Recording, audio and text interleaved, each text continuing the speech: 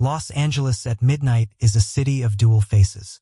The skyline gleams with towers of glass. Restaurants hum with clinking wine glasses, while just blocks away, tents sag in the shadows, alleys echo with footsteps of those who have nowhere else to go. For Alexander Price, billionaire real estate mogul, these contrasts are numbers on a page. He measures neighborhoods by their property values, not their people. Tonight, however, the divide is not theoretical. It is standing right in front of him. He has just left a dinner meeting at the Biltmore, irritation simmering under his tailored exterior. Investors pushed back on his latest project, the demolition of an old downtown block, including an abandoned church, to make way for a luxury high-rise. Sentiment doesn't pay dividends, he told them, voice cold. We don't need relics. We need profit.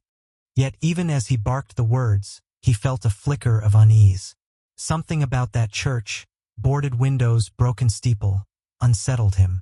His driver pulls the rolls into a narrow backstreet shortcut, and that is when Alexander sees him. A boy, thin, dark-skinned, no more than 12.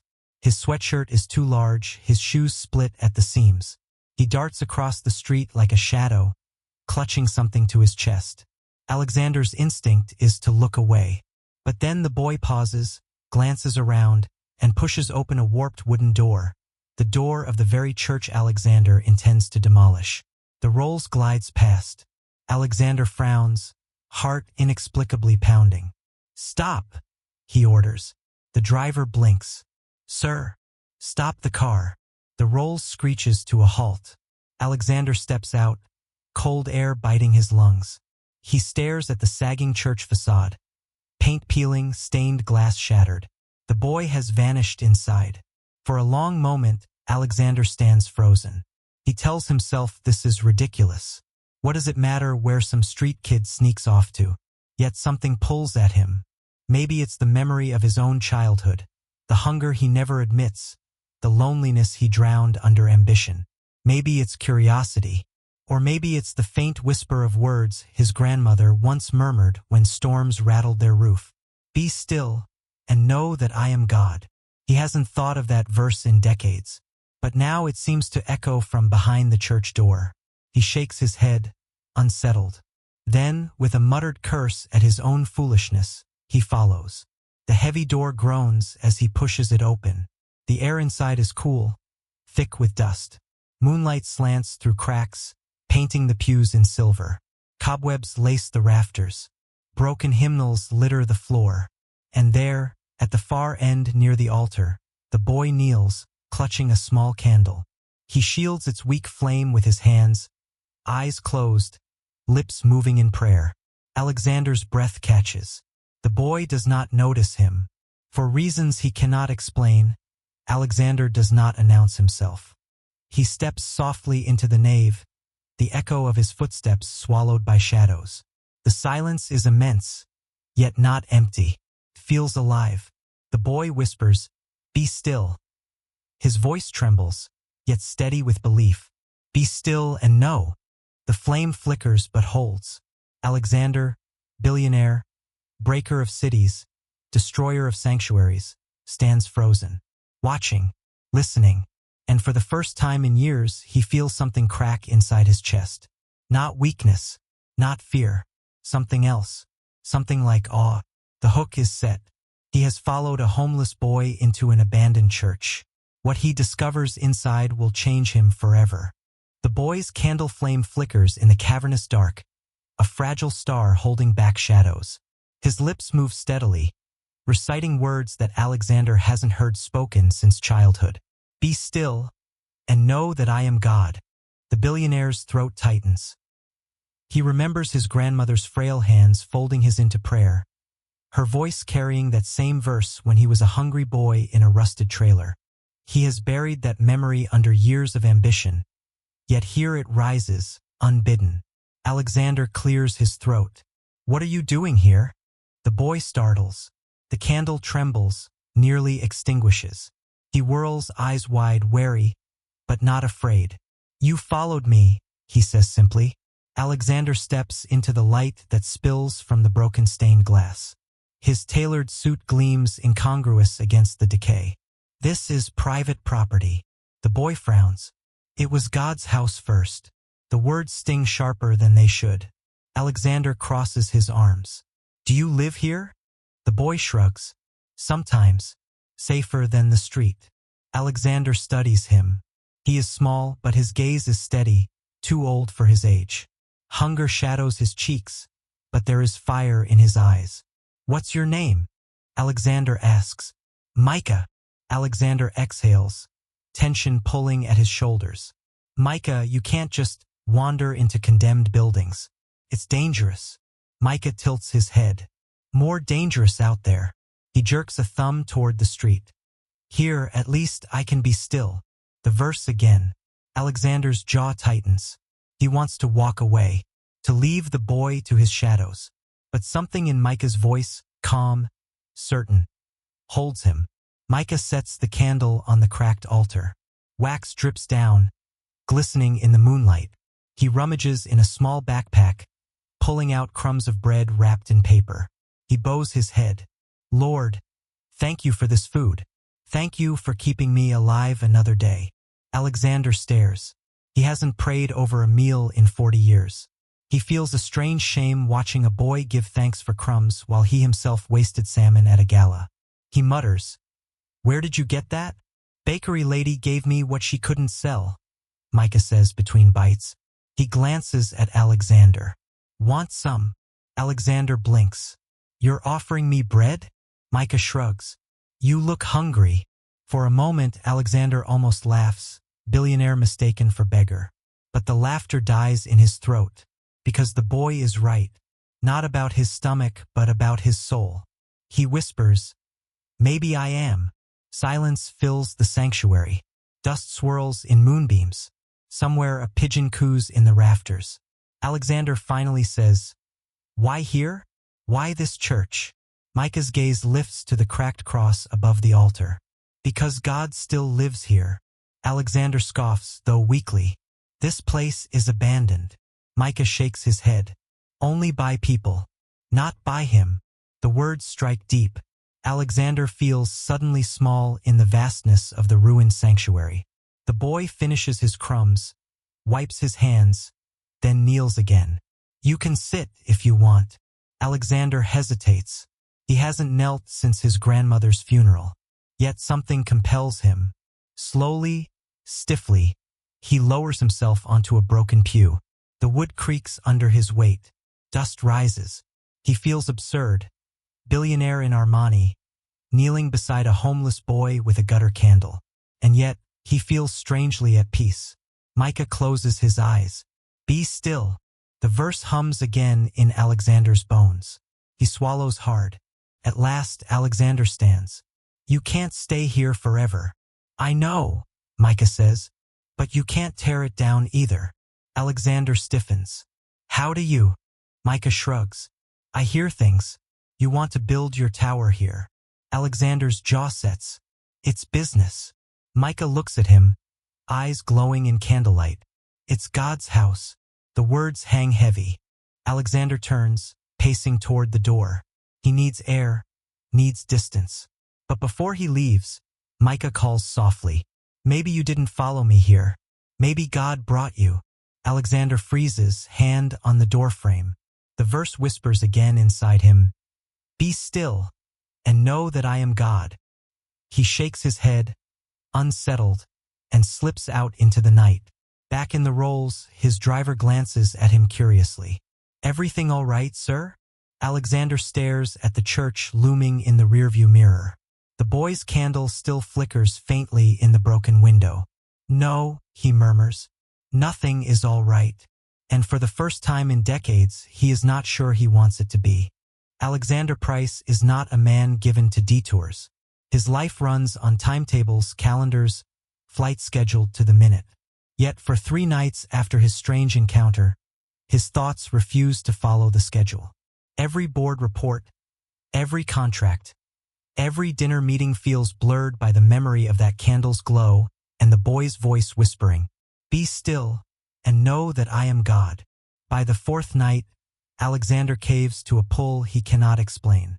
He instructs his driver to drop him several blocks away, then walks alone through the cracked sidewalks. The church looms again, shadowed and silent, but the door hangs ajar.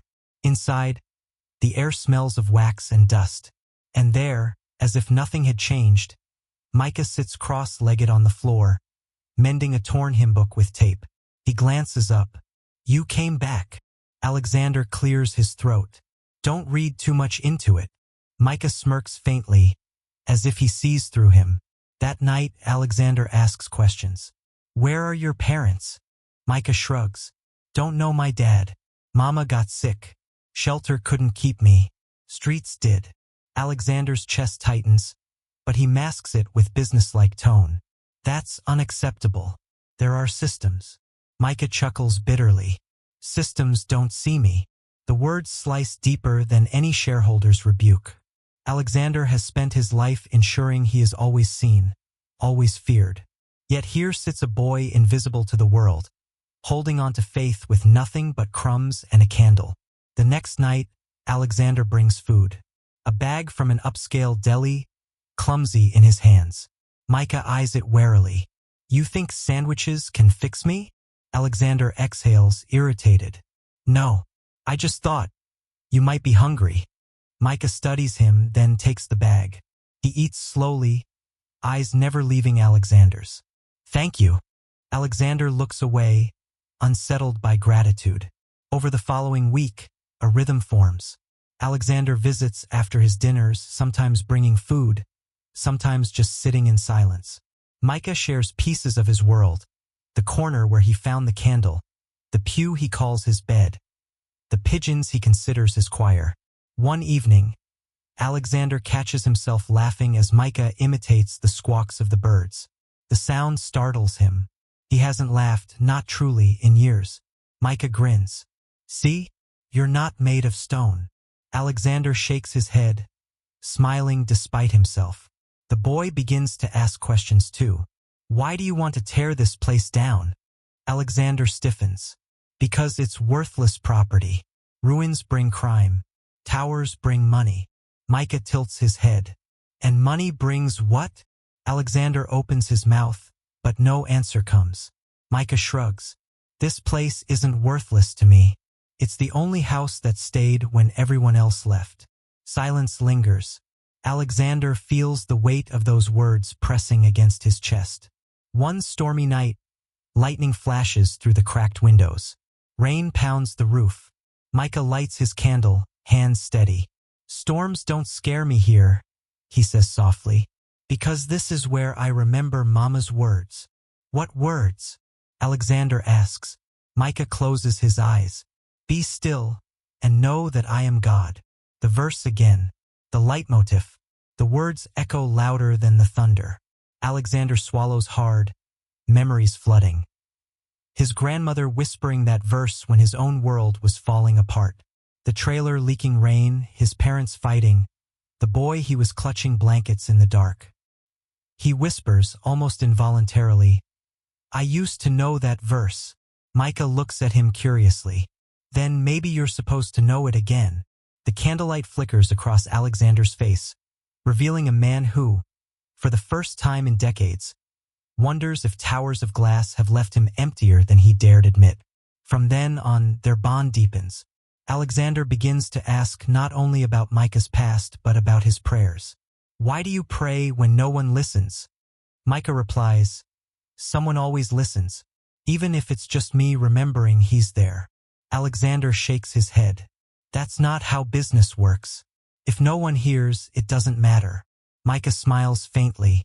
"Maybe that's why you're here, to hear." The words leave Alexander speechless.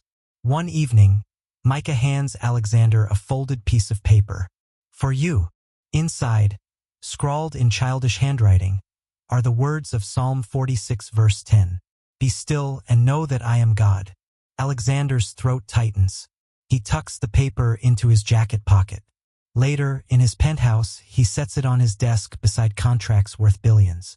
For the first time, it is the scrap of paper that feels heavier.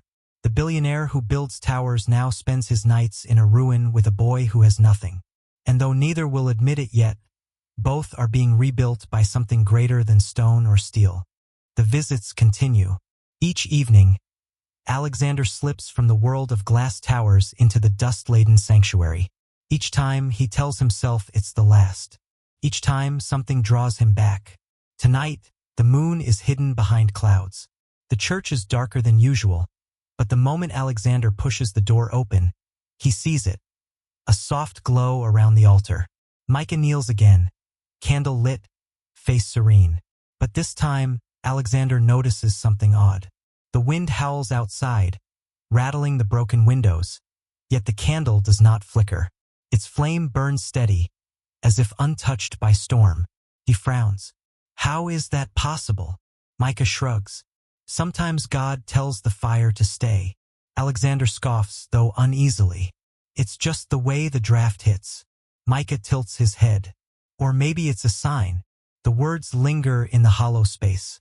Later that night, as rain pours, Alexander sits on a pew while Micah hums softly. The tune is unfamiliar, but the words emerge clearly. Be still, and know that I am God. Alexander's skin prickles.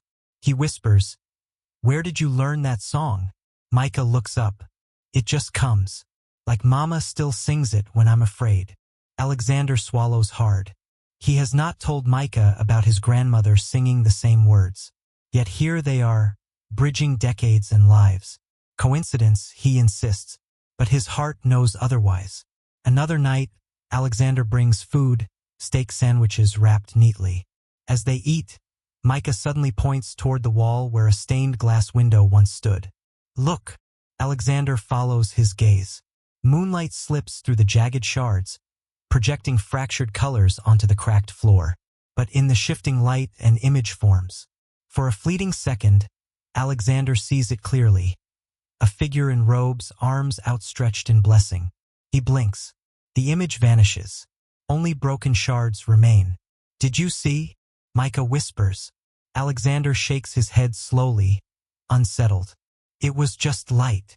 Or maybe a reminder, Micah says softly. Stranger still, the church begins to respond to their presence. One evening, Alexander arrives early. The sanctuary is silent. He sits in the pew, exhausted from board battles and endless deals. He mutters bitterly, What am I doing here? I'm losing my mind. Suddenly, from somewhere deep in the rafters, a bell tolls. Alexander startles. He thought the bell tower was empty, rusted silent for years. Yet the sound rolls through the nave, deep, resonant, unmistakable. Micah enters moments later, candle in hand. You heard it too? Alexander nods slowly. Micah smiles faintly. Maybe God wanted to answer you. The miracles, if that's what they are, continue. A pigeon feather drifts from the rafters, landing directly on the verse Micah scribbled for Alexander. A child's laughter echoes faintly one night, though the church is empty but for them. A crack in the plaster above the altar splits further, shaping itself into something resembling a cross. Each time, Alexander insists on logic, drafts, echoes, coincidence. Yet each time, a part of him trembles with awe. One evening, Alexander confesses, I used to believe. When I was a boy, my grandmother would pray over me. But when she died, I decided faith was a crutch. I built towers instead. Micah listens quietly, then asks, And do your towers keep storms away? Alexander's breath catches. No, Micah nods.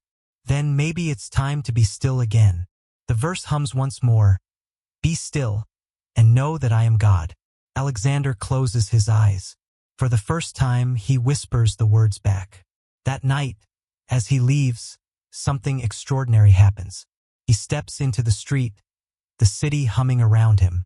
But when he glances back at the church, light glows faintly from every window, golden, warm, alive. He blinks, rubs his eyes. The glow fades, leaving only darkness. His heart pounds. He cannot dismiss it. Something is happening in that ruin. Something beyond his towers and contracts. And somehow it is happening through the boy. By day, Alexander Price is still the billionaire mogul, tailored suits, precision meetings, investors awaiting his word. But whispers begin to circulate.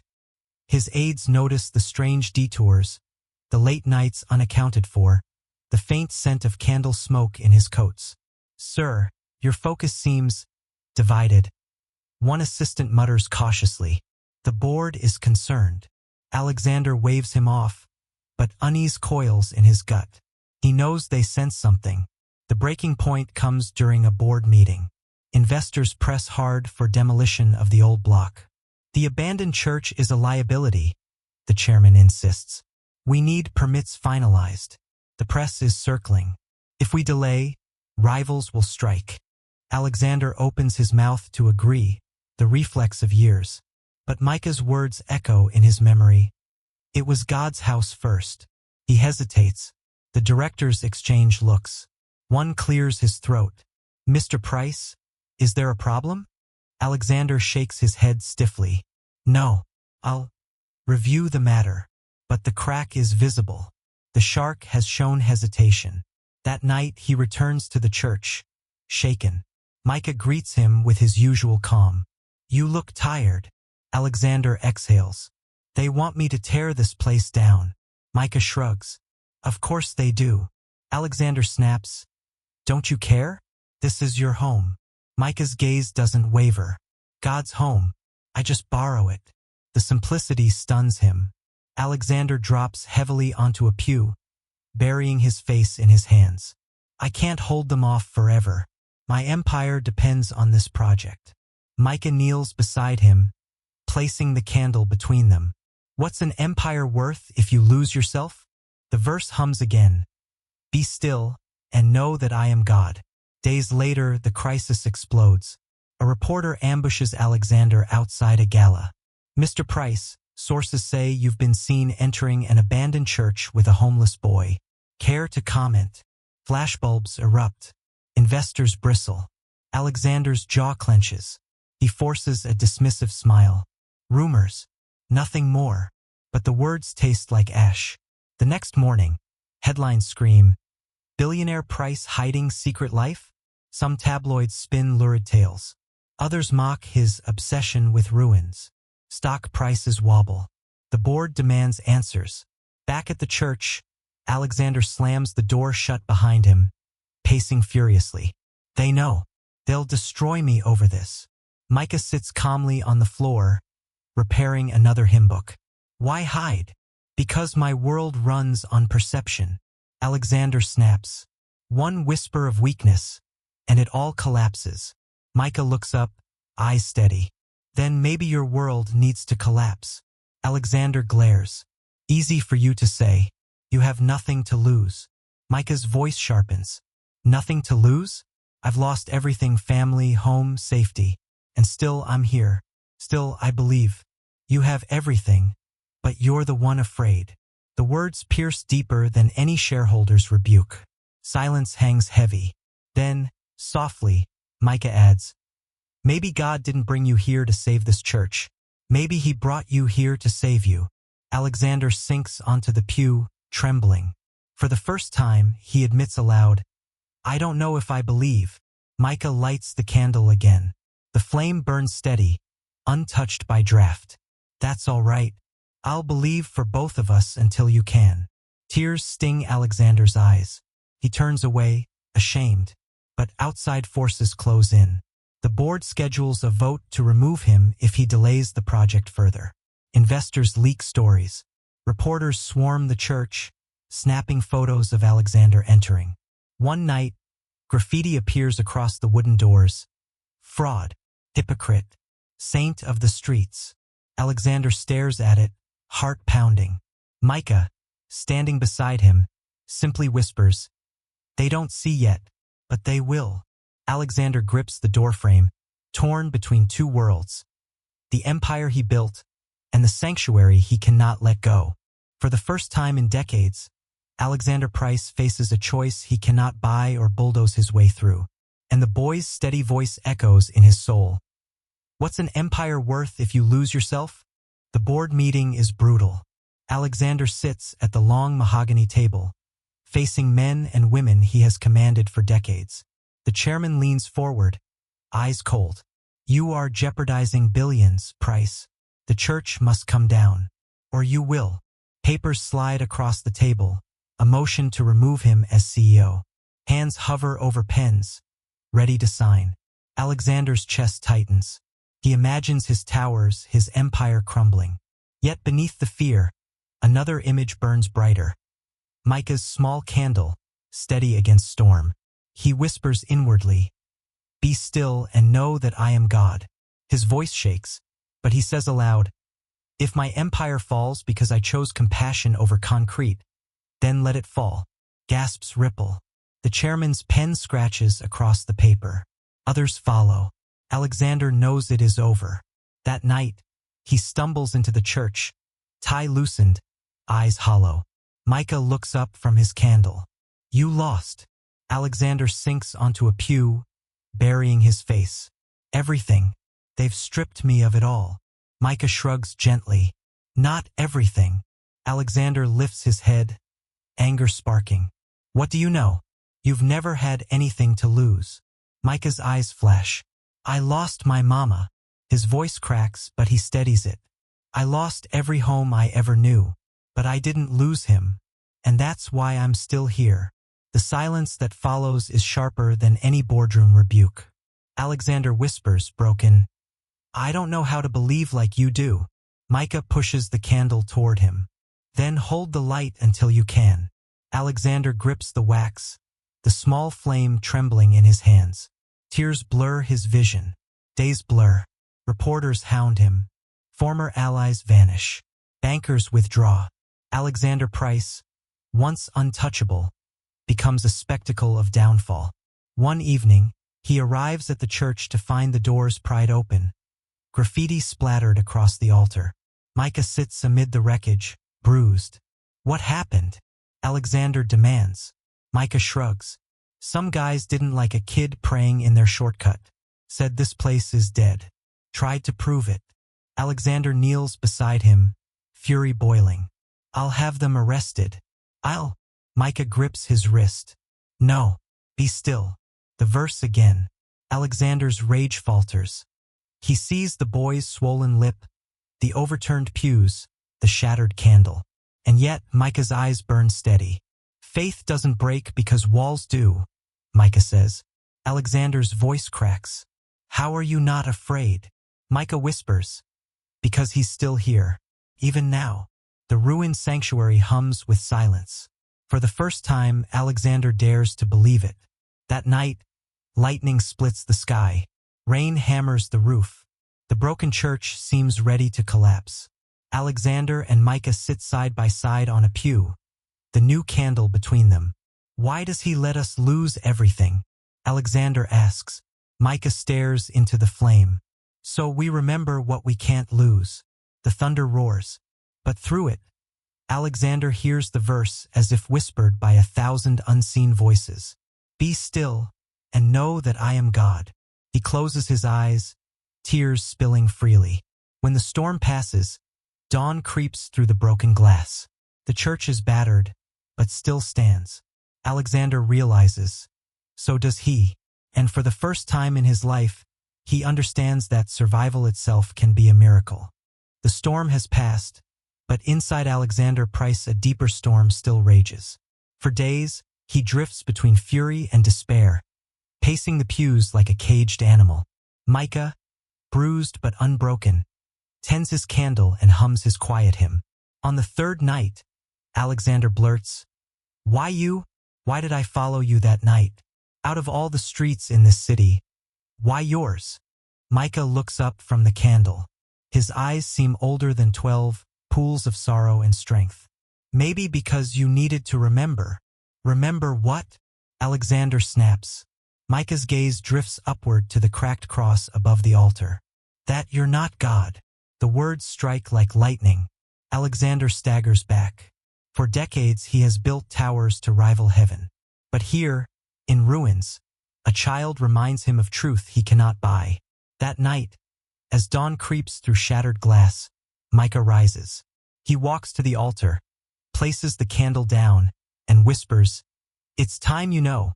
Alexander frowns. "Know what?" Micah pulls a folded photo from his pocket. Creased, worn, edges frayed. He hands it to Alexander. The billionaire stares. It is a picture of a young woman, smiling in front of the very same church when it was whole. In her arms, a baby wrapped in a blanket. "My mama," Micah says softly. "She used to bring me here when I was little. Said this church saved her once. Said it would save me too." Alexander's throat tightens. "And where is she now?" Micah's voice trembles but steadies. "She died 2 winters ago. Left me this." He taps the photo. "And these words, 'Be still and know that I am God.' She said if I ever felt lost, I should come here. So I did. And then you came." Tears sting Alexander's eyes. He whispers, "So you weren't squatting. You were keeping her promise." Micah nods. The truth shatters Alexander's last defense. His empire, his logic, his pride. None can stand against the sight of a boy clinging to a verse as his only inheritance. He sinks to his knees. "Micah, I don't know how to pray anymore." Micah kneels beside him, placing the candle between them. "Then I'll start, and you can finish." The boy bows his head. "God, thank you for keeping us alive. Thank you for bringing him here. Show him you're still real." Silence hangs. Alexander's chest tightens. At last, he whispers, voice breaking, "God, if you're still here, show me how to be still." The words echo through the sanctuary. And then the miracle. The cracked cross above the altar, long leaning, shifts. With a groan of old wood, it straightens. Dust falls in shafts of light. The candle flame leaps high, steady as stone. And from the bell tower, silent for decades, a single toll rings out. Deep, resonant, undeniable. Alexander and Micah look up, eyes wide. "It's him," Micah whispers, tears streaking his face. Alexander trembles. His voice cracks into sobs he hasn't released in 50 years. He collapses onto the altar steps, clutching the photo of Micah's mother. The verse resounds in his soul, louder than bells. "Be still, and know that I am God." They sit there until the sun rises, light flooding the broken sanctuary, painting the pews gold. For the first time in his life, Alexander Price is not the master of towers. He is a child again, held by grace, and he knows he will never be the same. Morning spills through the fractured windows of the abandoned church. Dust motes shimmer like sparks in the golden light. Alexander Price sits on the altar steps, head bowed, the photo of Micah's mother still clutched in his hand. Micah sits beside him, steady, as if this ruined sanctuary has always been whole in his eyes. At last, Alexander lifts his head. His voice is raw. "I've spent my life building towers that touch the clouds, but I've never built anything that could touch heaven." Micah studies him quietly, then asks, "What will you build now?" Alexander gazes around the sanctuary. The broken pews, the collapsed rafters, the faded murals. His chest tightens. For the first time, he does not see ruin. He sees possibility. "A home," he whispers. "Not for me. For anyone who needs to be still." Micah's eyes shine. The decision is not without cost. Within days, Alexander liquidates holdings to buy out the church property. His lawyers balk, investors rage. "You're finished, Price," the chairman sneers. "You've traded billions for dust." Alexander meets his gaze calmly. "No, I've traded dust for life." The deal finalizes. The tower project is dead. The church is his. Restoration begins. Not sleek contractors with hard hats, but volunteers. Word spreads about a billionaire who chose faith over fortune, about a boy who lit a candle that never went out. People arrive with hammers, brushes, songs. Painters cover graffiti with bright murals. Carpenters repair pews. Gardeners plant violets in cracked courtyards. And Alexander, once untouchable in Armani, works alongside them. He carries lumber, sweeps debris, hauls stone. Sweat soaks his shirt, dust clings to his skin. Some gape at the sight, but he smiles, almost boyish. "Even kings must sweep floors," he tells one volunteer, who laughs in disbelief. Micah thrives in the new rhythm. He organizes donated hymnals, teaches children how to fold paper cranes, leads prayers with a voice stronger each day. The church fills with life again. Not grand, not polished, but alive. One evening, he whispers to Alexander, "I think Mama would be proud." Alexander swallows hard. "And so would my grandmother." He squeezes Micah's shoulder. "They must be smiling at us together." As the church revives, so does Alexander's soul. He no longer chases markets or headlines. Instead, he learns names. Of the homeless man who paints murals, the widow who cooks stew, the child who sings louder than the rest. Each story etches itself into his heart. At night, when the sanctuary quiets, he sits with Micah by the altar. The candle glows steady. They pray, sometimes in words, sometimes in silence. Always the verse lingers, "Be still and know that I am God." Then comes the reunion Alexander never expected. One Sunday morning, as volunteers gather for the first service in decades, an elderly woman shuffles down the aisle, cane tapping.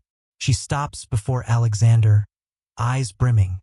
"You don't remember me, do you?" she whispers. Alexander studies her lined face, then gasps. "Mrs. Henderson?"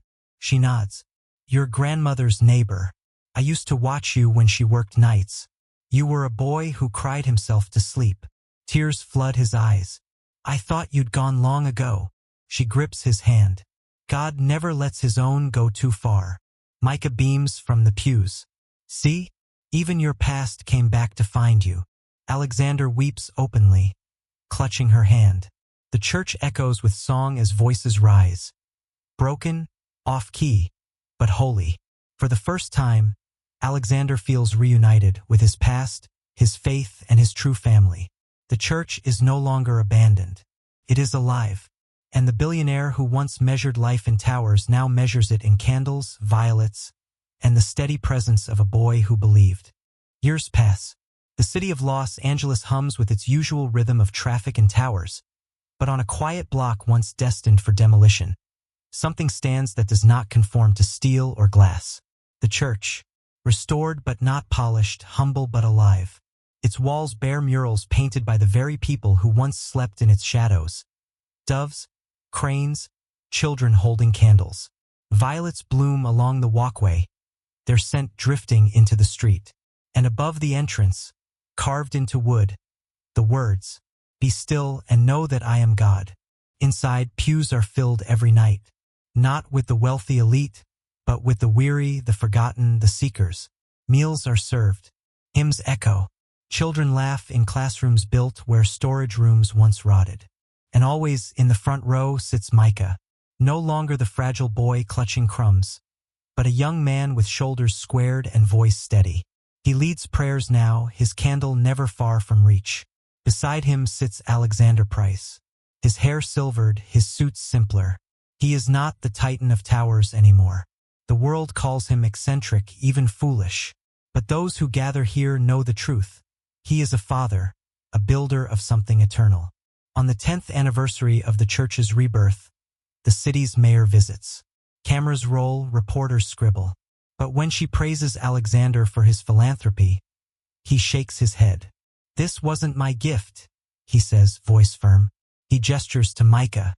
"It was his, a boy who believed when no one else did. He saved me before I ever saved this place." The crowd turns, applauding Micah. He bows his head, tears shining. Later that night, after the celebration, Alexander and Micah sit alone in the sanctuary. Only candlelight fills the space. "Do you ever regret it?" Micah asks softly. "Losing your towers?" Alexander chuckles, eyes misting. "I lost an empire, but I found eternity. I think I traded up." Micah smiles. "I think Mama knew you would." They sit in silence. Outside, traffic roars. Inside, peace reigns. As years roll on, the church's influence spreads. Other abandoned buildings across the city are reclaimed. Shelters, schools, sanctuaries. People call it the stillness movement.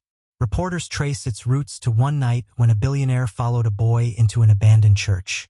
But those who were there know it wasn't about business or charity. It was about a candle that refused to flicker, a verse that refused to fade, and 2 lives bound by a miracle no boardroom could measure. When Alexander grows frail, Micah cares for him. On his last evening, Alexander sits in the front pew, candle in hand. He whispers the verse with a voice thin but steady. "Be still, and know that I am God." Micah kneels beside him, repeating the words through tears. Alexander smiles faintly. "Now I am still." He closes his eyes, and the candle burns steady. The city mourns him, but the church does not falter. It lives on, filled with voices, laughter, and the verse carved into its heart. Micah, now grown, carries the legacy forward, not as a CEO, not as a mogul, but as a witness. And the story is told again and again, that a billionaire followed a homeless boy into an abandoned church, that what he discovered inside changed him forever, that stillness, not towers, became his legacy. And so it happened that a man who built towers higher than clouds followed a boy who had nothing into a place the world had forgotten. Inside that broken church, he discovered something greater than wealth, greater than empire. He discovered stillness, faith, and love. Alexander Price lost his fortune, but he found his soul. He traded glass towers for a house of prayer. He traded headlines for hymns. And in the eyes of one homeless boy named Micah, he saw the face of God more clearly than he ever did in boardrooms. This is the truth their story leaves with us. We live in a world that measures success by what we build, what we own, what we control. But sometimes the greatest change comes not from conquering cities, but from kneeling in a ruin. Sometimes the richest man is the one who chooses to sit with a child in the shadows and listen. Sometimes the most powerful words are not shouted in meetings but whispered through tears. Be still, and know that I am God. So when your own life roars like a storm, when pride crumbles and fear swells, remember the church, the boy, the candle that refused to go out. Remember that miracles are not always thunder and lightning. Sometimes they are a steady flame in the dark, a verse hummed on tired lips, a stranger who dares to follow. And if you listen, truly listen, you may discover, like Alexander Price, that what you thought was abandoned has been holy all along.